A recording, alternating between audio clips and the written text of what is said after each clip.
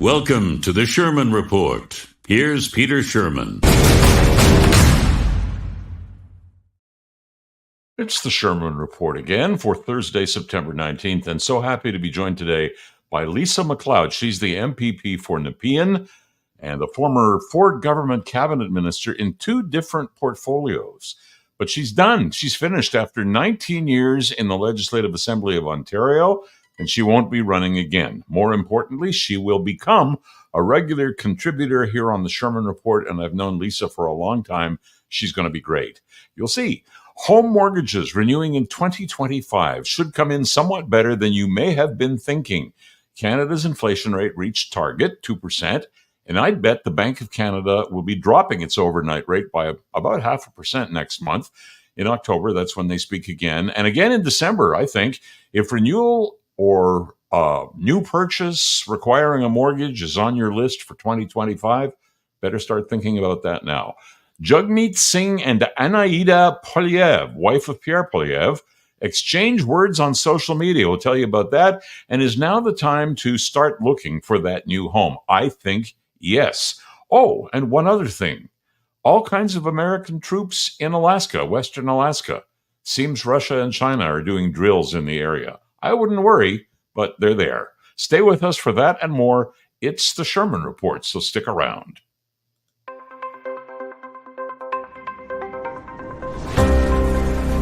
You're with the Shurman Report, daily news commentary available at Apple Podcasts, Spotify, with video posted on YouTube and Facebook. Here's Peter Shurman.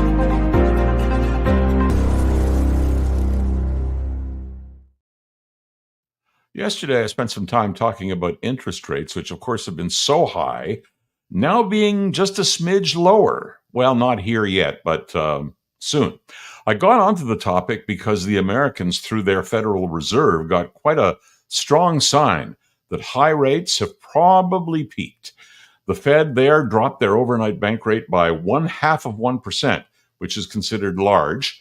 That'll be trickling down to mortgage holders even as early as today. It doesn't sound like a lot, but the Fed also said it expects another 0.5% to be shaved off before year end.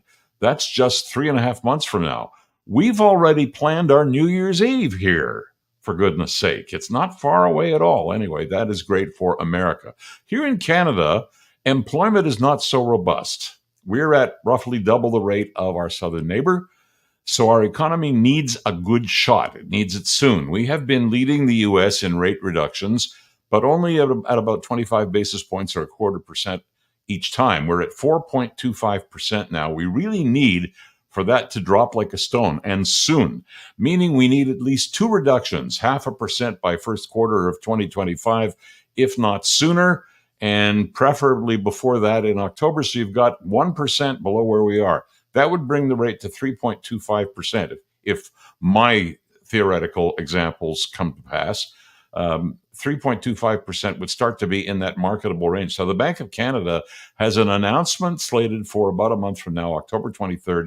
I'd be surprised if it didn't go the full 0.5%. So rates down to 3.75% then a final announcement set for 2024. They do these on a schedule, and that's set for mid-December. If they go with 0.25%, that would end 2024 with a bank rate of 3.5%, the overnight rate charged banks for money. Still high, but not as outrageous by far as it was. And if they go 0.5%, and that won't surprise me, we would end 2024 at 3.25%. Less to worry about mortgage holders who took the 5 years in 2020, I hope. Now, why am I talking about this and digging into the numbers? The answer lies in the extremely high credit leverage in average Canadian homes these days. It comes from credit card debt and car loans, but mostly it comes from mortgages. If you had a 5-year fixed term that began in 2020 some point, you have an interest rate in the region of, give or take 2%, which is great by any measure. So 3.25% is a fair amount higher, but not like the 5% or so that it would be or was. And here's a real world example for you. Say you, like many Canadians, have a $500,000 mortgage and you secured it in 2020 with a 2% interest rate. Your payments should be about $2,117 a month for that. If you renew next spring, you can now pretty well count on the rate being around 3.5%, might be better. At 3.5%, that payment would stop being $2,117 per month and become $2,496. May not be time to throw a lavish party to celebrate that, because I know $350 extra per month is a lot of money. However, it's probably doable if you qualified for a $500,000 mortgage in the first place. It's probably doable for many people, or even most people, given that real income is now said to be rising in Canada. I'm also exploring this topic today because the print universe is busy reminding us that home sales in Canada, and very much so in the Greater Toronto area, are at incredible lows in terms of turnover. So the prices are going to be pretty negotiable compared to what they were. I would say, however, that if you're looking for the first time, you have two incomes in the house, decent steady jobs, and a few bucks stashed away, this may be the time to begin searching again before the spring rush, because it certainly will be a spring rush. In August, in all of Toronto, this is the largest city by far in Canada, 464 home sales, down 46% since 2023, and down 73% from the 10-year average. If you look at rate cuts that are virtually definite in the near future, and the ability Ottawa has to put in place the opportunity to stretch mortgage amortizations to 30 years now from the current 25, the wiser decision makers will be thinking about living arrangements right now before it gets rosier. It's going to, and the bidding wars start to reappear. If government wants to really push the stimulus, they're going to have to review the built-in taxes and fees, which total in the hundreds of thousands of dollars per home and are contained within the cost of that average new home. I say again, average new home. There is another situation yet to be dealt with, and that's low inventory due to low housing starts. Builders just haven't been going into the ground. When that all begins to turn around, and it will, the low inventory will drive prices up because of the supply-demand imbalance. Again, now may be a good time to do some serious thinking. Back in a moment.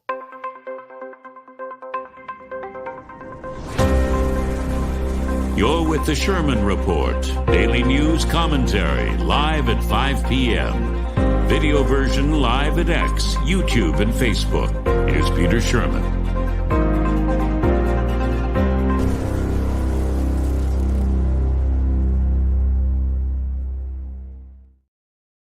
I attended a discussion group earlier today, and one of the topics was about the idea of allowing Ukraine to use long-range weapons to fire deep into Russian territory. One can imagine why. The Russians, at great cost in blood and treasure to both sides, have decimated Ukraine cities and towns, and so Ukrainians want a piece of Russia. But strongman Vladimir Putin has issued a stark warning.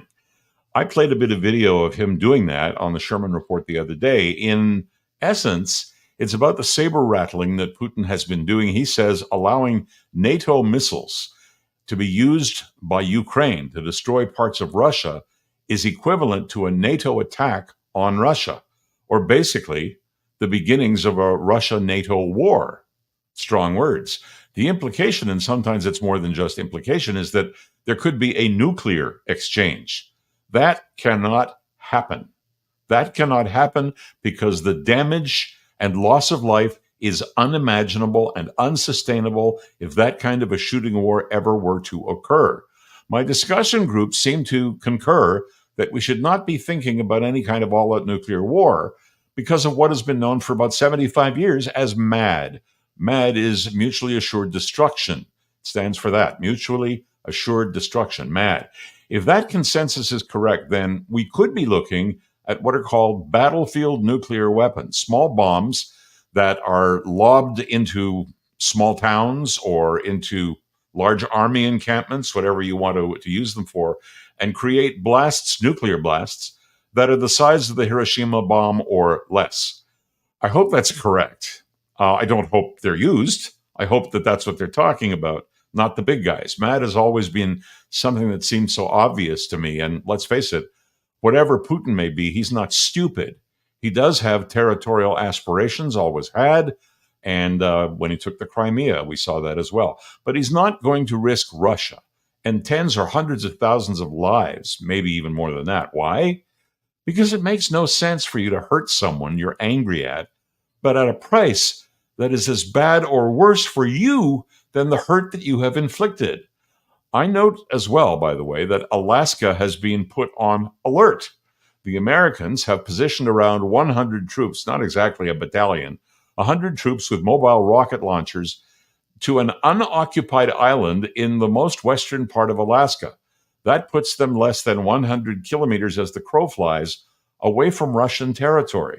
The reason is that the United States has observed military activity up there with Russian and Chinese aircraft, ships, and subs coming very close to the American side.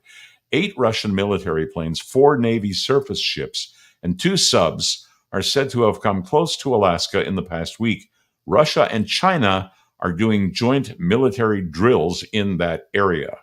Isn't it funny how they always pick those kinds of areas? Anyway, the Pentagon says this is not something new, but they also say that America is in a position to view all this as something that we're prepared to respond to. Okay, nothing to see here, folks. Nothing to see here on the one hand. On the other, one of the things that keeps me awake at night is that it's 2024, an era of instantaneous worldwide communication.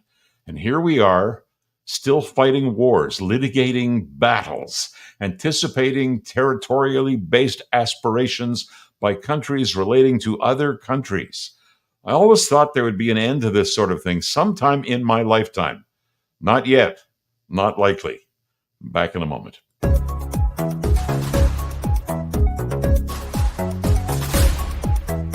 Now, the Shurman Report continues.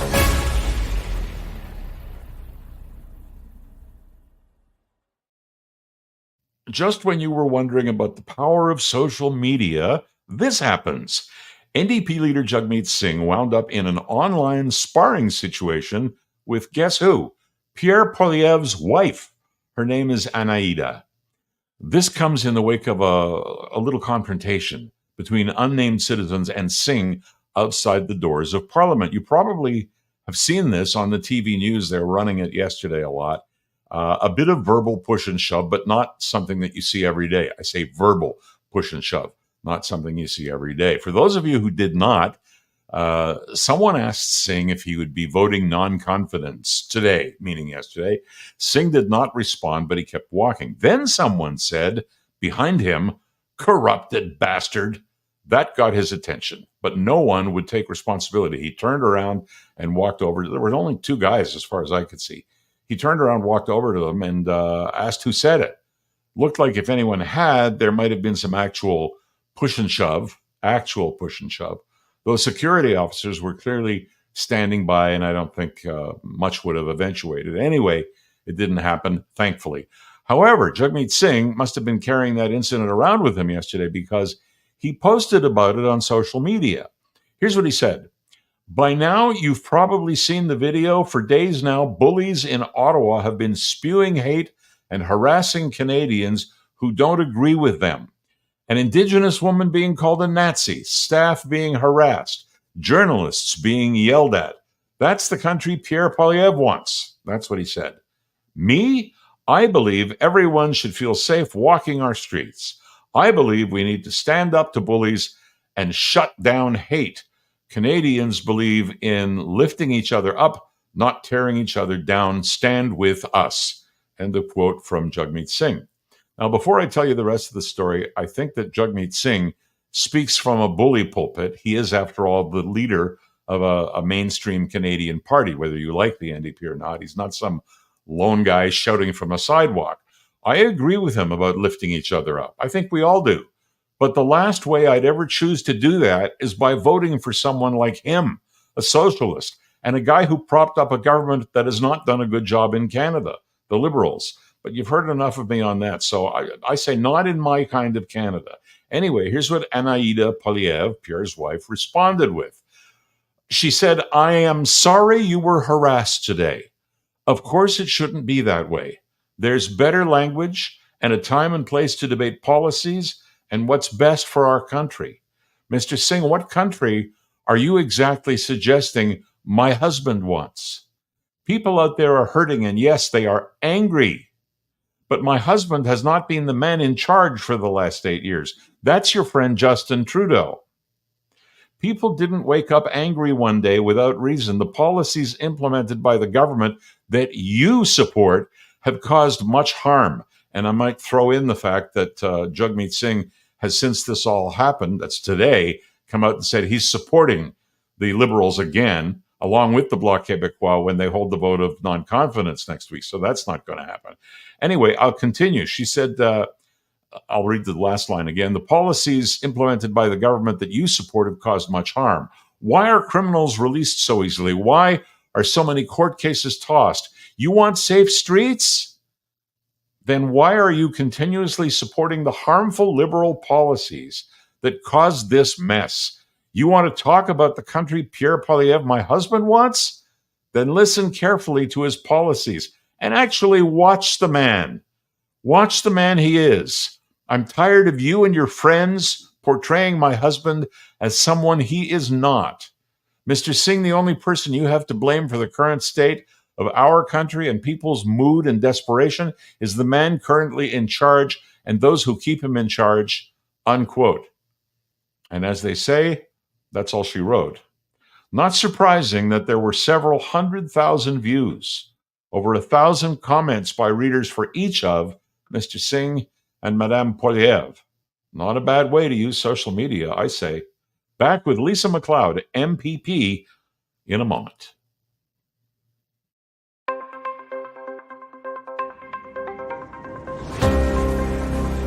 You're with the Shurman Report, daily news commentary, live at 5 p.m. Video version live at X, YouTube, and Facebook. Here's Peter Shurman.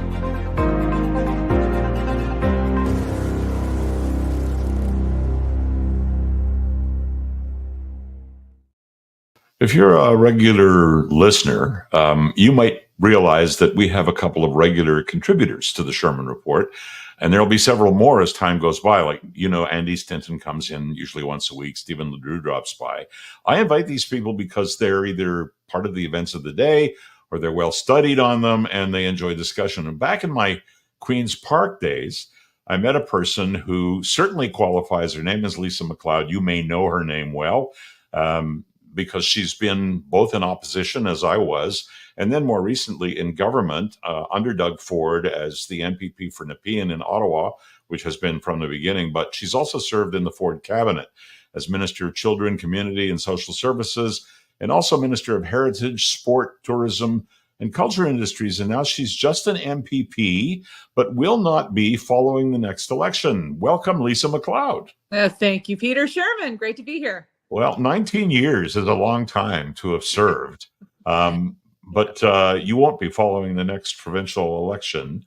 And that's pretty good for somebody who has yet to reach age 50. Yes, so not yet 50, almost 20 years in the legislature. Started out when I was just 31. I'd started out actually when I was 30, and I turned 50 next month. And I thought, let's see what the rest of life seems like.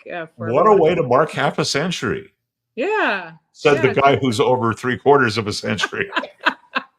Anyway, let's get a day over 55. Oh, well, and I love you. I still love you. Yeah. I call her LMAX. She calls me Shermanator, just so everybody knows. I had a song for you. I know you do. Don't. Maybe later. Okay. What's in the news lately, which is what people really look at this program for, is some, I would hope, educated comment on events of the day. And I've been looking, and the last 24 hours has shown us that when Pierre Poilievre, the leader of the Conservative Party of Canada, and likely the next Prime Minister of Canada, got his opposition day for next week and is definitely going to present a motion for a vote that would result in confidence or non-confidence in the government. Trudeau is going to get a reprieve because the Bloc Québécois is announcing that it won't vote with Pierre. It will vote with Trudeau, and that means Trudeau survives to fight another day. What does it mean to you that a Quebec-only party is propping up, let's face it, a lame government? Yeah, that's a great question. And I think a couple of points is I don't think the Conservative motion was binding, but I think it certainly was something that most Canadians are calling for. They're tired of this government. I think there's a lot of hockey left between now and the actual vote. So we'll see if the Bloc ends up retreating. I know that Francois Legault, the Premier of Quebec, is calling for the Bloc to topple the current government led by Justin Trudeau, and he's calling on his provincial counterpart in the Parti Québécois to do the same and to really make that call. So I think, again, lots of hockey left. When I look at the Bloc leader and his comments, I think they're quite shallow, and I think that they're not in the best interest of Quebecers, whether they're looking for a secession or not. What he's really looking for is deal or no deal, and I think most Canadians, and that includes Quebecers or Albertans or Atlantic Canadians or Ontarians, they're looking for a change in government. You know what? When you try to go against the grain, when the energy is moving forward against a government, you and I both know it. We've been part of it. We've seen it.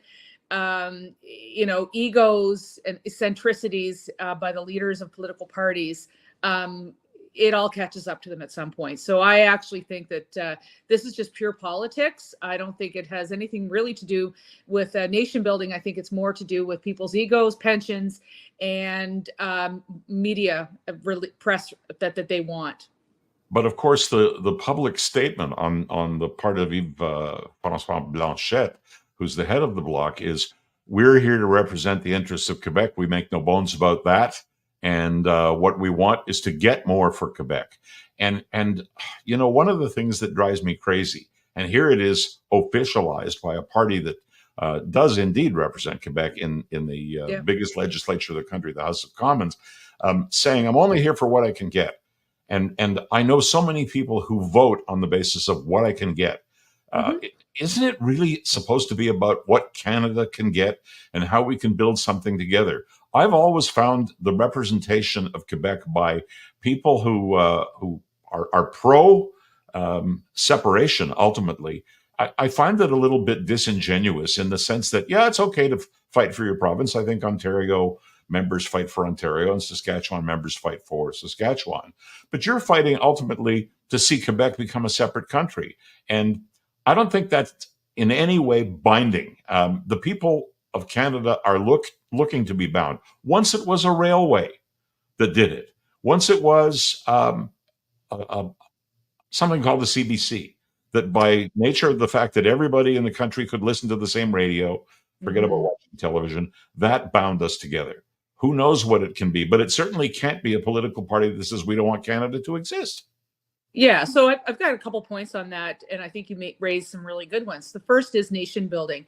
I think we've been absent of that for a very long time. I think that politics has become very much trivialized in the minds of the backroom people, and they're looking at wedge politics and ways to divide up the electorate in order to win votes. And I mean, you see it happening in Britain, and you see it happening in the United States. So it's not new to us.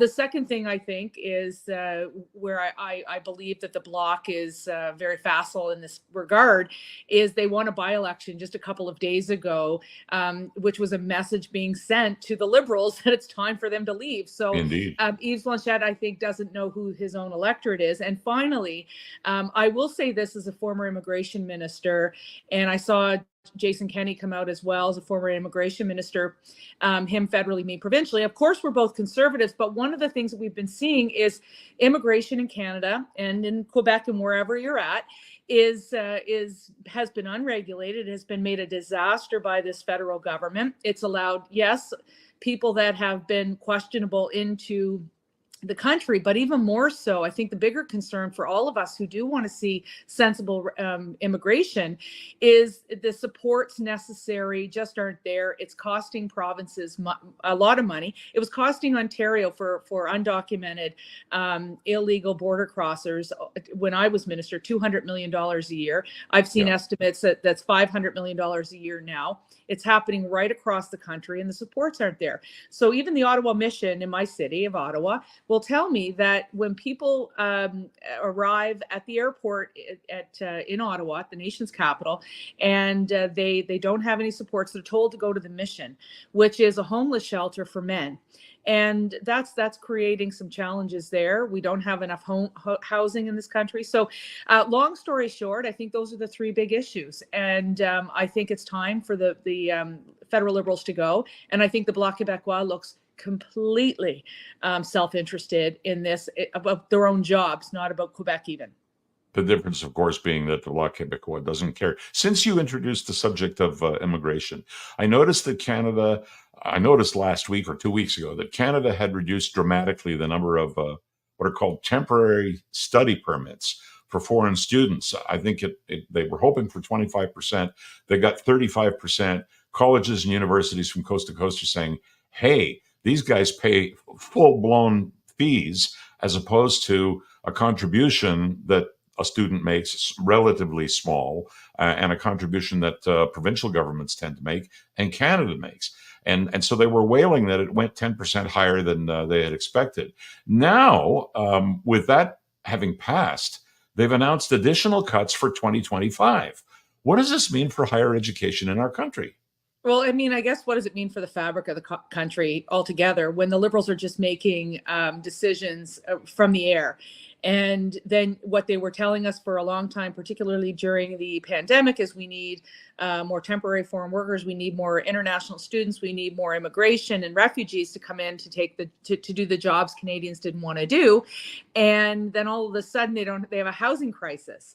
And they didn't do proper vetting, as we know from a couple of weeks ago when there was a well-known case of somebody coming in that was a terrorist. So there are some challenges there. But I will say this. I was up in Northern Ontario when I was the Minister of Culture, and going in and visiting some of the universities up there, they were really changing the complexion, and I thought for the better, of some communities, in the sense that there was more diversity. And my opinion always has been, if I know somebody who's different than me, that I'm learning. But it has to be done in a manageable way, one that understands the social services, the educational issues, the medical system, and the housing requirements of a community. And when you just have a target on high from a federal minister in the name of their politics, like Sean Fraser, for example, or Ahmed Hussein, then they're doing this in order to wedge people. And I'm just saying, on a practical standpoint, it certainly isn't fair. And I look at some of our universities and colleges in the city, in Ontario, and in particular in the city of Ottawa. They're going to have challenges with the bottom line because of some of these assumptions that were made by a federal government who continues to change its mind based on the issues of the day or the reaction to it. And gosh, Lisa, even the U of T, University of Toronto, which is arguably the biggest or one of the biggest in the country, has also said before this latest tranche that they've announced now that they were going to have real problems with 35% reduction. And now it's going to be 45 or 50, I would think. Yeah, I mean, you can't allow these guys to continue to grow and expand that way under false premises and then yank it out from them. And I'm not saying their policy was right at the universities to rely on that. But they did. And so we're going to have a downstream effect, and it's going to impact university students and their families, by the way, who are paying for this. Like we were just dealing just before I got on the phone with you. My daughter's RESP. She's in the second year of university. And, we're trying to make it work. Every other family in the country is trying to make it work. And this type of lack of planning by the federal government, and then the reactionary route that they take to course correct is impacting Canadian families. And I think it will in a negative way. Yeah, obviously. Okay, so let's just really shift gears here in the few moments we've got left. Canada abstained from a UN vote calling on Israel to end an illegal occupation of Gaza. I was embarrassed because we're one of the countries that did this abstention. And this is immediately following denying Israel ammunition that it wants to buy. Who started the war? So I can never understand it. Why can the United States say, yeah, we're with Israel, and 140 countries, and then the ones that vote against it are Papua New Guinea and Mali and places like that. And here we are sitting on the sidelines. Yeah. Yeah, we're lining up with the superpowers. Look, I think it's almost unfair for me to answer this question because, as you know, although I'm a Scottish girl from New Glasgow, Nova Scotia, I am a Zionist. I support the Jewish community, and you're well aware of that, obviously. And Yes. I defend Israel's right to exist. I defend Israel's right to retaliate and defend themselves. So, I mean, look, the only way this could have been more embarrassing is that they voted for the motion, and so I'm at least taking solace that that they didn't embarrass us the full extent. In other words, saying nothing is better than opening your big mouth. Oh my God, I can't imagine poor old Bob Ray sitting there trying to take directions from Melanie Joly, who puts out a tweet and then 10 minutes later she corrects it. And then 20 minutes later, she changes her position. And we are an embarrassment on foreign soil. And this is a government, of course, that said Canada's back. And I've never been more embarrassed whenever either of them, Melanie Joly or Justin Trudeau, get up and try to speak, particularly on this issue. I think, you know, the thing is, Israel is an ally. It's the only democratic functioning democracy in the Middle East. It's the only one that adheres to human rights, particularly for the LGBTQ plus and women's communities. And it's a secular society. Despite being a Jewish state, you and I have both been to Israel. I've been there as a Christian, you as a Jew. You can go there as a Muslim. You can go as anybody and find something for you in a tiny, tiny little spot. Like, I wish we had a map right now of Israel in the Arab world and how tiny, tiny, tiny it is. It's this tiny little piece of land in amongst 20-something countries that supposedly hate it. And the truth is they don't. What they'd like to do is all sign the Abraham Accords, Iran accepted, and normalize relationships in the Middle East. And we're not going to see that in our lifetimes. No, and I think that we've never seen it in people's lifetime before ours, and that's the reality. So, I mean, if you like democracy, if you like secularism, if you like human rights for women and LGBTQ plus people, and you oppose extremism and you oppose terrorism, then there's only one real response for you in this life, and that is to support Israel in the Middle East. Okay, let's end this on a quick question requiring a quick answer because it was out there today. Is it okay for Anaïda Poilievre and Jagmeet Singh to mix it up or argue politics on social media? I think it's okay for spouses because they care about their wife or their husband or their partner, and it's very personal, as you and I know. I think party leaders should take the high road. And I know I'm not a party leader, but I would never spar with the spouse of one of my colleagues because simply they're not elected. And I know they have strong feelings. They probably love their spouse as much as me and my spouse love each other, and you and your spouse love each other. And politics can be personal, and it can be very hard on a family. Thank you so much, Lisa McLeod. I was delighted with today. I look forward to next week. Great chat and many future ones. That's it for today, everybody. See you tomorrow on the Shurman Report. Have a great day.